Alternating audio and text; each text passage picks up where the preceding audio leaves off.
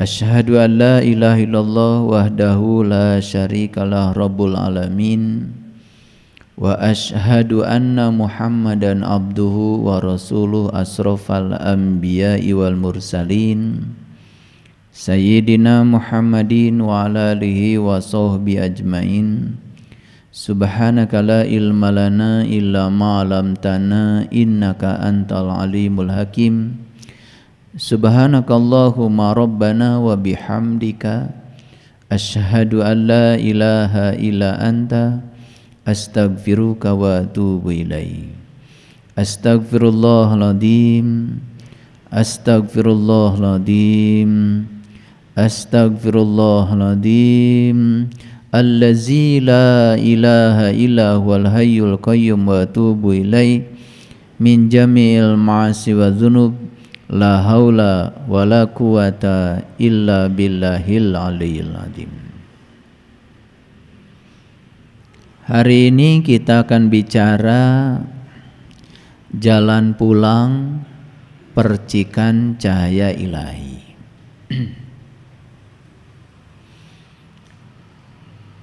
Kalau kita bicara jalan pulang, biasanya hampir semua orang berpersepsi pulang itu harus menunggu kematian tubuh fisik.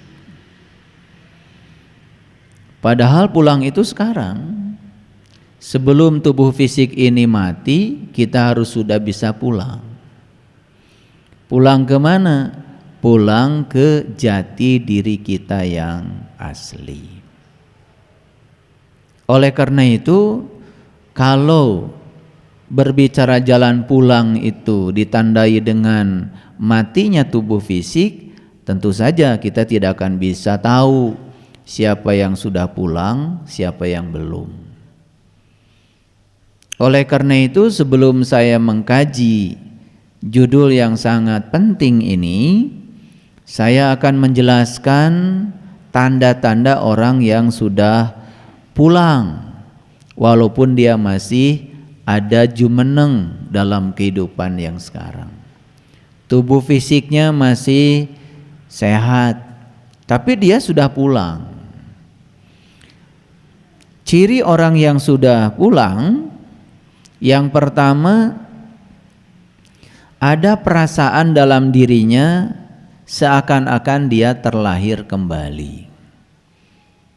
Jadi para sahabat yang dalam perjalanan kehidupan sekarang ini, dalam proses belajar, ada dalam diri kita satu perasaan seakan-akan kita ini terlahir kembali di kehidupan yang sekarang. Itu tanda sebetulnya kita ini sudah pulang. Oleh karena itu, orang yang merasakan perasaan itu, hidupnya itu menjadi penuh dengan kegembiraan, penuh sukacita, walaupun dia tidak bisa menjelaskan sebetulnya apa sih yang menyebabkan saya kok mengalami kegembiraan, sukacita. Pokoknya ada sesuatu yang baru saja dalam kehidupannya. Ciri yang kedua adalah ada keinginan dalam diri kita untuk menyendiri, tetapi sendiriannya itu tidak merasa kesepian, cuman ingin mengasingkan diri saja dari komunitas lama, karena dia merasa berada dengan komunitas yang lama itu tidak memberikan kontribusi apapun untuk kedamaian dirinya. Misalnya tidak suka lagi bicara yang tidak penting, tidak suka lagi bicara hal-hal yang hanya sekedar ilusi, tidak mau lagi menghambur-hamburkan waktu, hanya berbicara ngalor ngidul yang tidak penting. Lalu dia mengambil posisi, udahlah saya mau menyendiri saja. Tapi menyendiri tidak merasa sendirian. Menyendiri tidak merasa kesepian karena sudah lahir kembali, sudah memiliki energi baru, sudah memiliki kesadaran yang baru. Ciri yang ketiga, sudah tidak tertarik lagi kepada hal-hal yang dangkal, sudah tidak tertarik lagi pada hal-hal yang palsu. Nah, ini yang akan kita kaji sekarang. Kemudian ciri yang keempat adalah kalau melihat penderitaan dan kesusahan orang lain itu ada kesedihan yang mendalam, mudah hanyut, mudah terlarut. Dulu tidak punya sifat seperti itu. Bahkan dulu mungkin malah punya sifat kalau orang lain itu susah malah senang. Kalau orang lain menderita itu malah mau puas. Nah, begitu kesadaran ini sudah muncul, di dalam diri itu ada perasaan sedih kalau tidak bisa menolong orang. Ada perasaan sedih ketika tidak bisa berbuat apa-apa untuk bisa membantu orang yang kesusahan atau menderita. Pokoknya ada kesedihan yang mendalam dalam diri, ada mudah terhanyut ya pada penderitaan orang ketika dia melihat kesusahan orang lain. Nah, semoga ciri-ciri yang seperti ini sudah kita miliki. Nah, kalau ciri-ciri ini sudah kita miliki, itu tanda sebetulnya kita itu sudah pulang. Kemudian yang berikutnya, yang kelima, ada dorongan yang kuat dalam diri untuk membuat dunia ini lebih baik. Ada dorongan yang kuat dalam diri untuk memayu hayuning bawono. Ingin mempercantik dunia yang sudah cantik ini. Ingin berkontribusi ya membangun peradaban. Ingin berkontribusi, apa sih yang bisa saya lakukan untuk keselamatan dunia ini? Agar dunia ini bisa menyelamatkan anak cucu saya kemudian, gitu. Sedih ketika pohon ditebang, sedih ketika hutan-hutan digunduli, sedih ketika orang mengambil tambang dengan sesuka hati demi kepentingan sesaat, sedih ketika sungai dikotori. Lalu ada action dalam dirinya, ingin mengambil peran untuk mempercantik dunia yang sudah cantik ini. Kalau itu sudah ada dalam diri kita, ciri itu sudah keren, itu sudah keren ya. Kemudian ya tanda yang berikutnya, yang keenam, ada keinginan besar untuk menemukan dan memahami makna hidup. Ada keinginan besar untuk menemukan dan memahami makna kehidupan. Ada keinginan yang besar untuk belajar mengungkap rahasia-rahasia kehidupan, termasuk belajar rahasia semesta, terutama belajar untuk mengungkap rahasia diri. Nah, ada keinginan untuk mengungkap rahasia itu sudah tanda sebetulnya kita sudah pulang. Kemudian ciri yang berikutnya adalah hypersensitif. Hypersensitif itu maksudnya sensitivitasnya itu hyper, tidak biasa-biasa saja.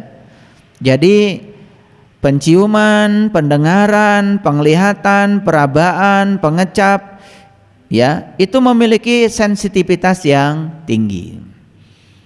Itu juga merupakan ciri ya bahwa dia sudah pulang. Lalu ciri yang kedelapan, kreativitas dan inspirasinya terus meningkat. Nah, karena apa? Kreativitas dan inspirasi itu adanya di kesadaran. Karena kesadarannya meningkat, otomatis kesadaran meningkat itu ditandai dengan kreativitas dan inspirasi yang terus meningkat. Ciri yang kesembilan ya, dia sudah mulai bisa menerima dirinya apa adanya. Bahkan sudah mulai bisa jujur pada dirinya sendiri. Banyak sekali ya, saya setiap hari bertemu dengan orang, berinteraksi ya. Apalagi ketika saya membantu mereka untuk membacakan data karma mereka, saya senang sekali ya ketika mereka itu terbuka, jujur pada dirinya sendiri. Karena sekalipun saya bilang kamu nggak jujur pada saya, kan saya sudah tahu. Jadi terus mau apa lagi ya selain jujur? Sebetulnya jujur pada diri sendiri ini membuka ruang baru untuk datangnya hal-hal baru yang positif. Kemudian ciri yang ke-10 ya, intuisi tajam. Keinginan untuk mengenal diri sendiri juga semakin besar. Nah, saya sudah menjelaskan berulang kali bahwa dari 5 tubuh kita itu ada bagian dari tubuh kita namanya intuitive body. Itu adalah tubuh intuisi. Nah, tubuhnya itu, tubuh intuisinya mulai hidup. Nah, kenapa tubuh intuisinya hidup? Karena tubuh spiritnya sudah hidup. Nah, ketika dia merasakan dia seakan-akan sudah terlahir kembali ya ke alam dunia ini, mengalami kelahiran yang kedua, tentu saja itu akan membuat kehidupan dia menjadi penuh dengan kebaruan. Ciri yang ke-11 ya, semakin banyak terjadi dalam kehidupannya dalam tanda kutip kebetulan. Semakin banyak dalam kehidupannya dalam tanda kutip sinkronitas. Maksudnya apa? Maksudnya begini. Hari ini butuh hari panas. Tidak minta, tidak apa. Hari panas. Jadi itu yang dimaksud, makanya tanda kutip, kebetulannya tanda kutip. Hari ini perlu hujan karena habis menanam pohon. Nggak minta, nggak apa. Hujan. Itu maksudnya. Jadi sinkronitas tuh begitu, ya. Jadi seakan-akan tuh kebetulan, dan kebetulannya nanti tambah banyak itu. Nah, itulah ya, kegratisan semesta itu mulai mengalir. Bahkan banyak sekali kita mendapatkan sesuatu dalam hidup tanpa upaya yang keras. Nah, itu jalan hidup yang luar biasa, itu sangat menakjubkan. Jadi akan semakin banyak itu yang namanya kebetulan-kebetulan itu. Hati-hati ya, dalam hidup tidak ada yang kebetulan. Tentu saja tanda kutip yang disebut dengan kebetulan ini datang karena karma baik kita. Datang karena kesadaran kita sudah meningkat. Gitu, ya. Jadi anak sekolah perlu biaya. Ada biayanya. Gitu, ya. Mau piknik, ya, ada acara wisata, ingin sekali, padahal pada saat daftar belum punya uangnya. Hari H-nya di deadline dari panitia ada duitnya, gitu. Nah, ini kebetulan-kebetulannya akan banyak, tapi kebetulan yang bukan kebetulan. Sekali lagi, kebetulan yang bukan kebetulan, gitu. Ya, saya juga hari ini mengalami kebetulan. Jadi tadi pagi waktu sarapan, ya, yang kerja di rumah bilang karena istri saya nggak ada, sedang nengok anak saya di Bogor. Jadi kalau istri saya nggak ada kan pasti urusan dapur pasti lapornya sama saya. Jadi sekarang saya jadi ibu rumah tangga sekaligus bapak rumah tangga. Jadi air habis lapornya ke saya, ya. Telur ayam kampung habis lapornya ke saya.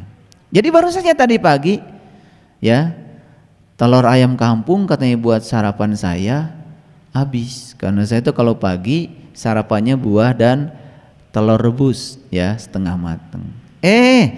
Barusan saya lihat Bunda Cucu sama Ayah Asep ngasih ayam kampung, banyak lagi. Itu kebetulan itu. Iya, kebetulan yang bukan kebetulan, karena saya tidak pernah mengeluh. Jadi waktu orang kerja bilang begitu tuh nggak ada di sini. Aduh kumaha tuh, nggak ada aduh. Jadi saya datar aja. Nah, sifat datar yang seperti itu ternyata itu mengizinkan tangan semesta untuk bekerja, dan itu luar biasa. Dan kebetulan itu bagi saya itu tiap hari. Ya, Sabtu Minggu kemarin, ya, hari Sabtu ada pemberkatan di rumah. Hari Minggu ada yang pelatihan sholat khusyuk. Udah gitu yang datang ke rumah juga biasa Kalau ada pelatihan sholat khusyuk, yang datang bukan yang pelatihan kan, yang lain juga pada datang. Ya kebetulan saja, ya.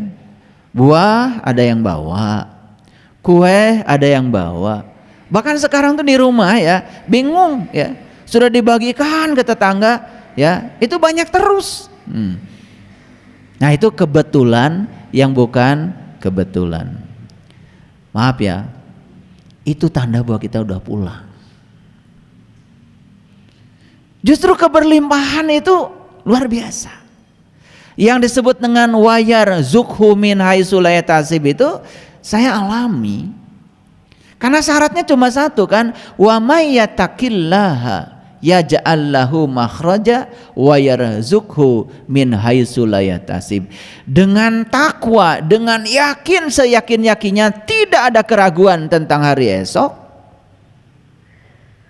Karena kita hadir di sini hari ini sekarang, yaj'al lahu makhraja. Semua masalahmu akan diberi jalan keluar tanpa kita mencari jalan keluarnya. Wa yarzuqhu min haitsu la yahtasib, dan Allah memberikan rezeki dari arah yang kita tidak pernah menyangkanya. Gimana bisa begitu? Ternyata permainannya sederhana. Kalau kita melakukan kebaikan, jangan berharap orang yang dibaiki sama kita membalas kebaikan kita. Karena begitu kita berharap, berarti kita sedang mengarahkan harapan kita kepada yang kita harapkan. Justru bebaskan saja pikiran tentang itu, baru kita akan mendapatkan rezeki dari arah yang tidak disangka. Kan gak disangka kalau hari ini saya dapat beras, tidak disangka hari ini saya dapat telur, tidak disangka tidak ada pikiran tentang itu kok. Karena tidak disangka datang. Nah kalau disangka akan datang yang kita sangka. Jadi sangkaan kita pada saat kita melakukan kebaikan itu yang membatasi rezeki kita. Ulangi ya supaya ngerti ya.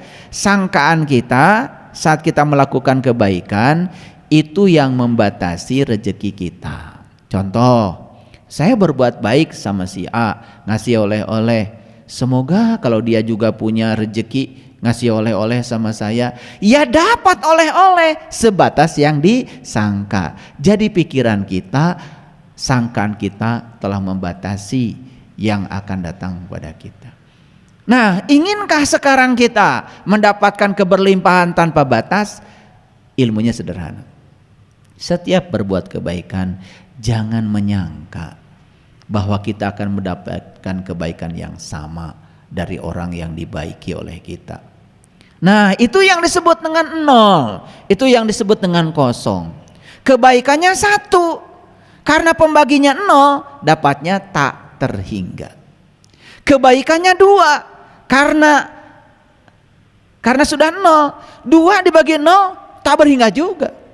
Berapapun angka dibagi 0 selalu tak berhingga. Kebaikannya 3, 0. 3 dibagi 0 tak berhingga. Kebaikannya 4, pembaginya 0 tak berhingga. Jadi setiap kebaikan kalau pembaginya 0, maka hasilnya tak berhingga. Coba sekarang 1 dibagi 1 sabaraha.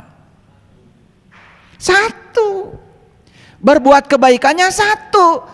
Pengen 1, ya 1 dibagi 1, dapatnya ya 1. Kebaikannya 1, keinginannya 2. Coba 1 dibagi 2 berapa? Setengah. Lebih kecil lagi. Kebaikannya 1, keinginannya 100. 1 bagi 100 berapa? 1/100, 0,01. Tuh. Jadi makin banyak keinginan, ternyata hasilnya makin saeutik. Ini rumus matematika yang gak pernah disadari. Ternyata kalau ingin tak berhingga, pembaginya harus 0. Ya kalau nggak 0 juga nggak apa-apa deh, pembaginya 0,1. Karena 1 dibagi 0,1 masih ada muatan, tapi sedikit muatannya. Berarti 0,1 deh. 1 dibagi 0,1 10. Kan dulu pernah belajar ya, 1 dibagi 0,1, 0,1 itu 1/10. Kalau angka dibagi harus dibalik pembaginya. Jadi 1 dibagi 1/10 berarti 1 kali 10/1, 10. Nah 1 dibagi 0,01, 100. Masih berbilang dong kalau 100, tapi kalau 1 dibagi 0 tak terhingga. Nah anehnya kita itu ingin dapatnya tak terhingga, tetapi pembaginya 1, 2, 3, 1000. 1 dibagi 1000 0,0001. Luar biasa kecilnya. Nah, makanya kalau di matematika itu ada 2 tak berhingga itu. 1 tak terhingga besarnya, 1 lagi tak terhingga kecilnya.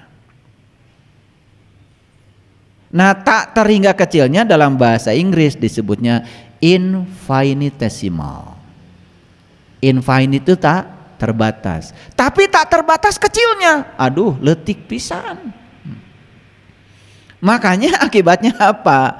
Mohon maaf ya, tasnya sih asli tapi isinya kosong. Daripada tas asli isinya kosong, lebih bagus tasnya asli isinya banyak.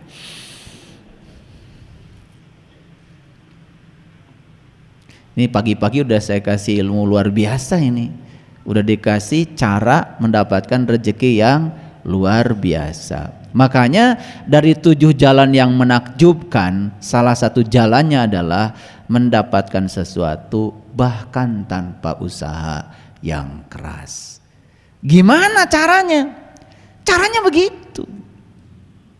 Berbuat apapun, bebaskan dirimu dari keinginan mendapat. Ayo tanya, mohon maaf ya, sama yang berkelimpahan rezekinya. Saya yakin ilmunya begitu, cuman tidak disadari aja. Saya yakin ilmunya begitu kok. Kalau ngasih nggak pernah dipikirin. Makanya dapatnya jadi wayar zukhu min haitsu la yahtasib. Makanya kan itu disebutnya juga doa 1000 dinar. Gak tahu siapa yang ngasih judul itu doa 1000 dinar, pada itu kan sebetulnya ayat Quran. Nah 1000 dinar ya, dinar ini kan mata uang yang paling mahal, betul nggak? Iya, dinar itu di Yordan mata uang yang paling mahal ya. Jadi 1000 dinar sanajan 1000 ge seueur.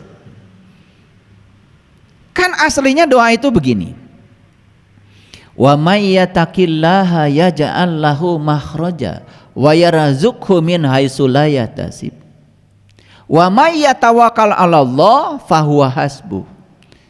Kan gitu. Innallaha balighu amri qad ja'alallahu likulli syai'in qadra. Pasti hafal ya. Pasti hafal. Karena itu kalau doa-doa gitu pasti banyak yang hafal. Apalagi doa 1000 dinar. Wah, ini rezeki. Nah, salah kaprahnya itu ayat dibaca 100 kali. Tiap pagi ada yang baca 1000 kali. Ya makin miskin. Karena waktunya habis baca itu ayat. Memangnya uang bisa datang gitu baca itu ayat?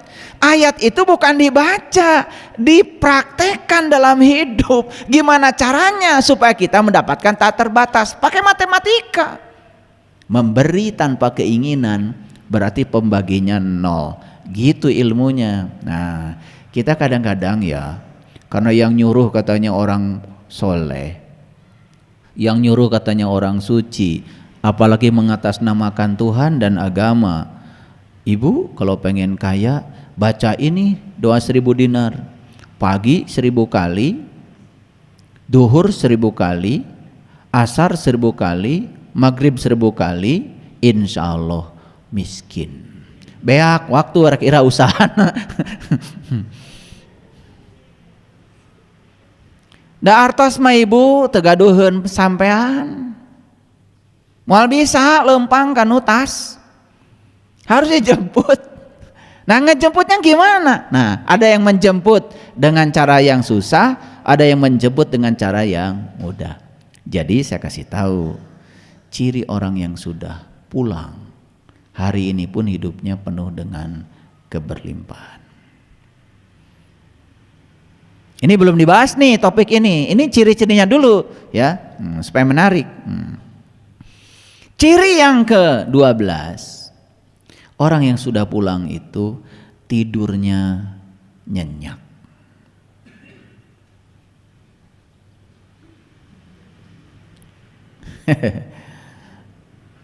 Tidur di mimpi dikejar anjing gelo, ketemu kuntilanak.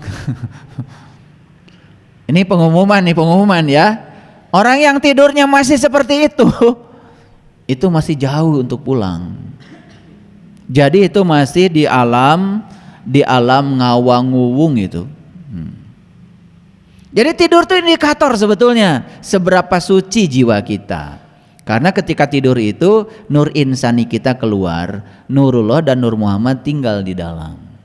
Nah, nur insani ini keluarnya kemana?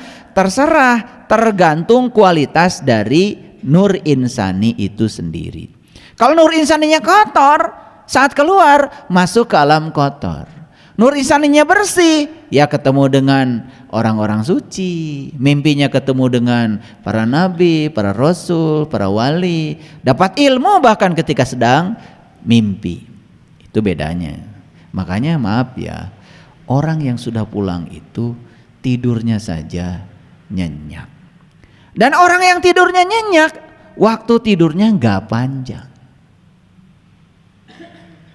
Jadi kalau ngaji saja dengan saya ngantuk dan ketiduran, itu berarti masih jauh untuk pulang. Iya. Jadi ngaji dengan saya sedang cerita begini, itu sampai ngantuk, apalagi sampai terdengar suara-suara aneh gitu ya, seperti pesawat tempur. Nah, itu udah jelas itu masih jauh untuk pulang. Untuk jauh, tetapi lumayan kan udah datang ke tempat pengajian. 13. Nah, yang 13. Tidak lagi tertarik untuk khawatir secara berlebihan, dan dia selalu bertindak dalam kehidupannya dengan cinta dan welas asih. Loh, kenapa saya bicara begitu? Gini, saya kasih tahu. Karena ada orang tuh yang tidak punya cinta dan welas asih, mau ngasih ongkos saja sama orang lain masih mikir, khawatir kalau saya ngasih saya kekurangan. Tanu seri pang tarikna. Itu namanya ya. Itu namanya masih jauh tacan balik. Orang yang sudah pulang pada jati dirinya, dia itu kalau memberi dengan cinta dan welas asih. Kalau dia memberi dengan cinta dan welas asih, pastikan ya, saya mau bicara sama kalian semuanya. Kalau memberi dengan cinta dan welas asih, tidak ada sedikit pun rasa khawatir pada diri, takut kalau kita memberi kita kekurangan. Ya, sebetulnya orang-orang yang suka khawatir kalau memberi itu sebetulnya karena memberinya itu tidak punya cinta, tidak punya welas asih, gitu. Bahkan mau memberi aja banyak gak jadinya. Karena apa? Yang menggoda itu yang tadi tuh rasa khawatir. Sekarang saya kasih tahu, itu rasa khawatir alamatnya di mana? Itu adanya di ego. Apa ego itu? Ego itu adalah pikiran palsu. Itulah diri palsumu. Jadi rasa khawatir itu sebetulnya selalu tentang hari esok. Kalau saya ngasih banyak-banyak, besok saya gimana? Ya Allah. Kalau hari lu ngasih banyak, ya besok lebih banyak lagi. Kenapa sih tidak pernah tahu ya pada hukum alam? Kenapa tidak pernah tahu bagaimana alam bekerja? Alam itu bekerja, semakin banyak kau memberi, semakin banyak kau mendapat. Itu sudah diajarkan berulang kali oleh alam. Lihat sungai. Tidak pernah sungai memakan air, meminum air. Bahkan seluruh air digunakan semua untuk kehidupan makhluk. Betul? Lihatlah matahari. Tidak ada sinar yang pulang ke matahari. Semua keluar dari matahari. Semua keluar. Nggak ada yang ke dalam. Dan semua sinarnya diberikan untuk semua makhluk. Lihat pohon. Pohon mangga, pohon pisang. Semua hasil buahnya pun dipersembahkan buat alam. Nggak ada pohon yang makan buahnya sendiri. Manusia aja. Hanya manusia yang menghasilkan banyak hanya untuk dirinya sendiri. Hanya manusia. Tetapi anehnya manusia menganggap dirinya lebih mulia dari pohon. Gak sadar tuh manusia. Bahkan memimpikan tempat istimewa setelah kematian. Tuh era gitu. Pohon pisang aja saya tanya, nanti kamu kalau mati mau masuk surga apa neraka? Apa kata pohon pisang? Emang gue pikirin katanya. Jawabnya begitu. Dia persembahkan seluruh pisangnya buat kehidupan, buat semesta. Dia tidak memimpikan tempat istimewa setelah kematian. Hanya manusia yang suka memimpikan tempat istimewa setelah kematian. Padahal dia tidak pernah berbuat apa-apa dalam kehidupannya. Lucu gak manusia itu? Lucu gak? Lucu memang. Jadi orang yang berkelebihan dalam khawatirnya itu karena tidak punya welas asih, tidak punya cinta. Makanya orang yang tidak punya cinta, tidak punya welas asih, jangan berharap dia memberi. Karena setiap dia memberi, pasti dia khawatir. Khawatir kalau memberi dia berkurang. Ya. Saya pernah cerita sama kalian. Anak saya diterima di sekolah, di perguruan tinggi. Dan uangnya sudah ada buat bayarnya. Tinggal nunggu waktu, begitu hari H-nya diumumkan, tinggal bayar. Ini menjelang hari H, datang itu, ya. Sahabat kita butuh uang sebesar uang iuran anak saya yang sudah ada. Diapakan tuh uang? Saya kasih semuanya. Saya tenang saja, tidak ada pikiran apa-apa. Karena saya sudah yakin dengan cara semesta bekerja, sudah yakin. Bahkan saya kasih tahu, uang itu masih kurang sebetulnya. Kurang. Jadi butuhnya 66 juta, uangnya baru ada 50 juta. Udah gitu yang 50 juta dipinjem lagi.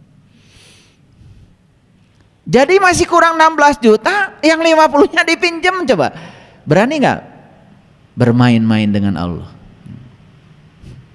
Saya berani aja, saya kasih. Itu hari H-nya. Saya tidak dapat uang 16 juta dari dia, saya gak ngebungakan duit. Dia bayar 50 juta dan saya sudah punya uang tambahnya 16 juta. Jadi saya yakin yang 16 juta itu bonus kebaikan karena saya udah pinjamkan 50 juta. Keren tuh cara semesta bekerja itu. Keren banget sebetulnya. Cuman kita gak keren karena apa? Karena kita sering ragu. Makanya di dalam Quran surat Maryam, tahu Maryam? Tahu Maryam? Tahu apa tidak? Kalau enggak saya jelaskan. Maryam itu seorang ibu. Ibu itu yang melahirkan. Jadi Quran surat Maryam itu bukan cerita sosok ibu yang melahirkan tubuh fisik sebetulnya. Maryam itu adalah ibu yang melahirkan. Melahirkan apa saja? Melahirkan kebaikan, melahirkan kebijaksanaan, melahirkan kesabaran. Makanya Quran surat Maryam isinya tuh luar biasa. Apa pembukanya Quran surat Maryam? Pembukanya adalah Kaf, Ha, Ya, Ain, Shad. Apa artinya? Hanya Allah yang tahu. Jadi kalau kalian baca terjemahan yang ada, artinya kaf, ha, ya, ain, shad itu hanya Allah yang tahu. Izin saya mengartikan itu. Kok bisa saya mengartikan? Itu berdasarkan pengalaman. Ternyata kaf itu dari kafah. Kafah itu artinya menyeluruh. Jadi waktu bilang kaf, serahkan seluruh urusanmu padaku, kata Allah. Maka begitu segala urusan diserahkan pada Allah, apa artinya? Berarti kita sudah angkat tangan. Makanya setiap kita angkat tangan, Allah turun tangan. Tapi kalau segala urusan dikup sama kita, seakan-akan kitalah yang bisa menyelesaikan semuanya, berarti kita turun tangan. Kata Allah, giliran saya angkat tangan. Jadi sebetulnya Allah itu sering angkat tangan untuk kamu, karena kamu terlalu turun tangan. Bahkan tidak yakin kalau Allah akan membantu. Karena apa? Gak ngerti kaf. Makanya begitu kaf itu sudah dipahami. Yang kedua kita dapat ha. Ha-nya ha besar. Ha. Awas ya. Harus betul ngomongnya. Ha. Kalau nggak betul nanti kalian masuk neraka. Ha itu hidayah. Hidayah itu bimbingan. Jadi siapapun yang sudah menyerahkan segala urusan pada Allah, maka dia akan dapat ha. Dia akan mengerti setiap peristiwa dalam hidupnya adalah bimbingannya. Ngerti dia. Makanya dia tidak pernah ragu. Muncul yang ketiga, iya, yakin. 100% yakinnya. Jadi waktu saya mengeluarkan uang 50 juta itu, tidak ada sedikit pun keraguan. Saya pun tidak berharap dapat apa-apa. 0 saja. Saya sering sekali sebetulnya ya bermain-main seperti itu. Saya bukan bergurau. Saya cicil mobil di leasing itu, ijab kabulnya, ya Allah, ini mobil bukan punyaku. Ini mobil milikmu, hanya ketitipan hak guna pakai sepanjang aku ada, gitu aja. Karena ini mobil milikmu, tolong dong engkau yang bayar bulanannya, gitu. Baru saya tanda tangan. Makanya saya bilang sama petugas leasing, tolong didebit aja tiap bulan tanggal berapa. Mohon maaf ya, saya nggak pernah mikir kalau tanggal itu harus bayar cicilan. Karena kata cicilan kalau ada di otak itu like attracts like. Kata hutang akan menarik potensi hutang baru. Itu menurut hukum tarik menarik. Makanya saya tidak pernah berpikir hutang, berpikir keberlimpahan. Sampai-sampai ya, itu hutang udah lunas, saya lupa ngambil BPKB. Saya ditelepon, Bapak ini kok BPKB nggak diambil-ambil? Oh iya ya, emang udah lunas? Udah Pak, dikirimkan itu, karena memang mereka pakai sistem, jadi tidak mungkin ngedebit terus. Begitu 48 kali selesai, karena sistemnya begitu. Udah, saya ambil ke sana. Begitu diambil, langsung saya ditawari, Bapak mau pinjam lagi? Gitu, luar biasa ini diajarin ngutang lagi. Ketika kata utang, kata cicilan ada di sini, maka kita akan menarik kata utang baru di luar diri kita. Dan saya percaya dengan like attracts like, hukum tarik menarik. Silakan kalian praktekkan. Tetapi jangan main-main. Kalau keyakinanmu masih,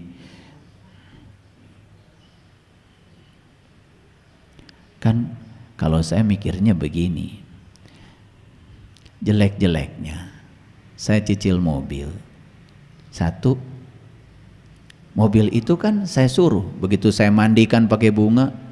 Saya kalau beli mobil saya mandikan pakai bunga. Loh kok pakai bunga? Wah bid'ah. biar mobilnya senang. Lalu saya bilang sama mobil, kamu punya utang. Nah kalau mobil saya bilang, kamu punya utang dan kamu harus tanggung jawab ngurusi utangmu, gitu ya. Jadi mobil itu harus bisa bayar buat dirinya sendiri dan bisa bayar. Mohon maaf ya, luar biasanya ketika berpikir seperti itu, cicilannya kebayar, tabungan juga nambah karena berpikir keberlimpahan. Kalau berpikir utang, itu terus saja potensi utang akan datang. Ini soal kata-kata. Ini harus dipraktekkan, makanya spiritual itu praktek. Kalau spiritual cuma dengerin ceramah saya, nggak praktek, ya nggak ada artinya. Nah ciri yang ke-15, orang yang sudah pulang itu cirinya apa? Sudah tidak ada tindakan menghakimi, tidak mencari-cari kesalahan orang, bahkan sudah tidak ada konflik dengan orang lain karena tidak ada lagi konflik dengan dirinya sendiri. Ini kalau bahasa fisikanya ini entropinya sudah mencapai 0. Jadi saya itu kagum ya sama Boltzmann itu, dia orang Jerman, dia membuat rumusan entropi. Jadi entropi itu adalah gini, entropi adalah sama dengan konstanta dikalikan logaritma dari peluang. Nah peluang itu berarti probability. Nah lihat saya, karena duduknya teratur, nih teratur menghadap saya kan semua, peluang untuk mendapatkan jamaah yang duduknya membelakangi saya itu kecil sekali kalau teratur, karena semua menghadap saya kan, betul nggak?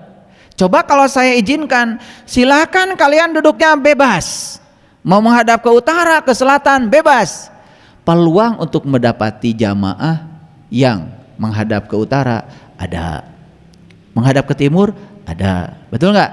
Makanya peluang itu berhubungan dengan ketidakteraturan. Makin tidak teratur, makin besar peluangnya. Makin teratur, makin kecil peluangnya. Sehingga entropi itu sama dengan konstanta dikalikan logaritma dari peluang. Kalau peluangnya kecil, itu artinya sudah teratur. Sesuatu yang teratur, entropinya 0.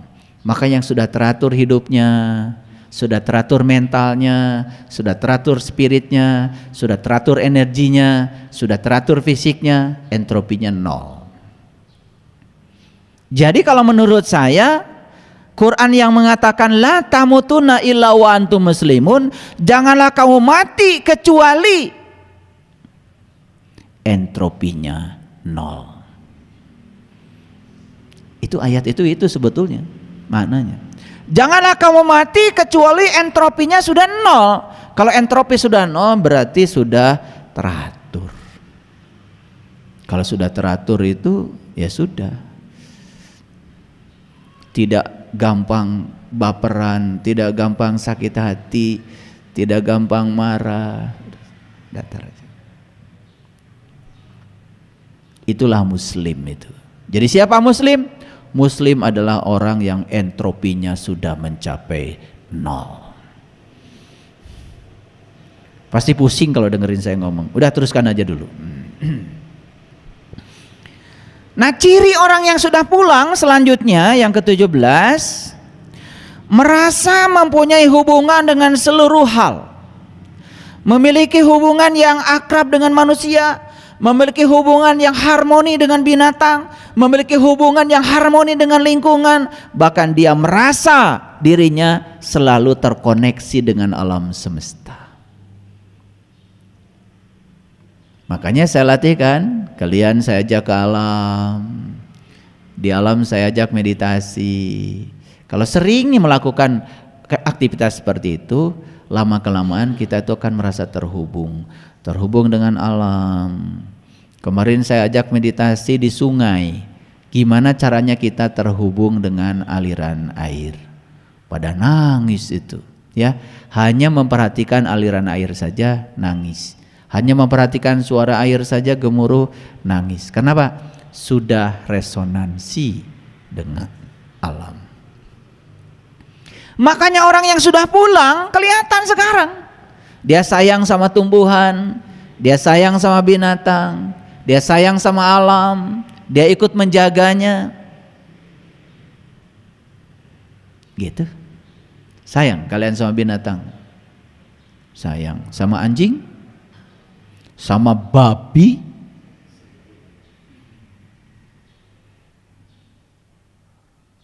Babi itu kan ciptaan Allah. Makhluk bukan? Perlu cinta kasih enggak? Perlu. Anjing ciptaan siapa? Perlu cinta kasih enggak? Tuh.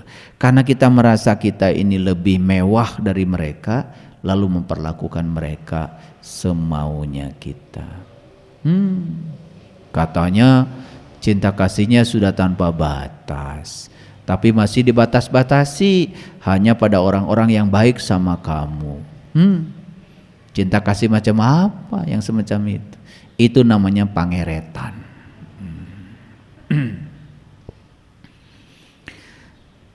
Yang ke-19, ciri orang yang sudah pulang, dia merasa dekat dengan alam. Sangat dekat dengan alam. Kenapa? Karena dia sadar kalau dia dengan alam itu sama. Masih ingat gak waktu saya ajarkan meditasi di sungai, saya bilang air yang mengalir di sungai itu sama sejenis dengan air yang mengalir dalam darahmu.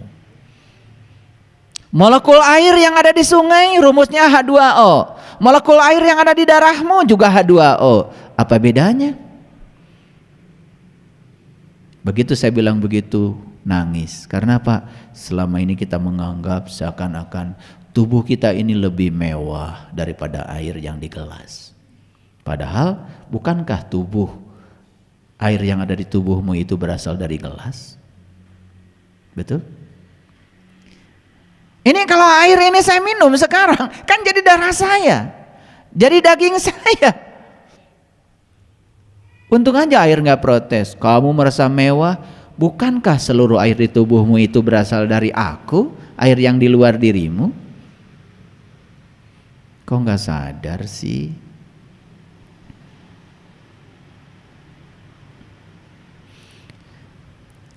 Dan yang terakhir adalah merasakan kebahagiaan yang sesungguhnya dalam hidup dan selalu bersyukur. Nah, hati-hati ya. Syukur itu bukan senang ketika mendapatkan yang diinginkan. Syukur itu sudah selesai. Dapat yang diinginkan, dapat yang tidak diinginkan, sudah sama cara menerimanya. Jadi syukur itu bukan senang, syukur bukan bahagia, tapi syukur itu adalah menerima semua apa adanya. Syukur urusannya adalah dengan dirimu sendiri. Syukur tidak ada kaitannya dengan rumah baru. Syukur tidak ada kaitannya dengan naiknya gaji. Syukur tidak ada kaitannya dengan mobil baru. Syukur tidak ada kaitannya dengan segala hal yang datang dalam hidupmu. Syukur tidak ada kaitan dengan itu. Syukur itu artinya terbuka. Terbuka untuk menerima semua apa adanya.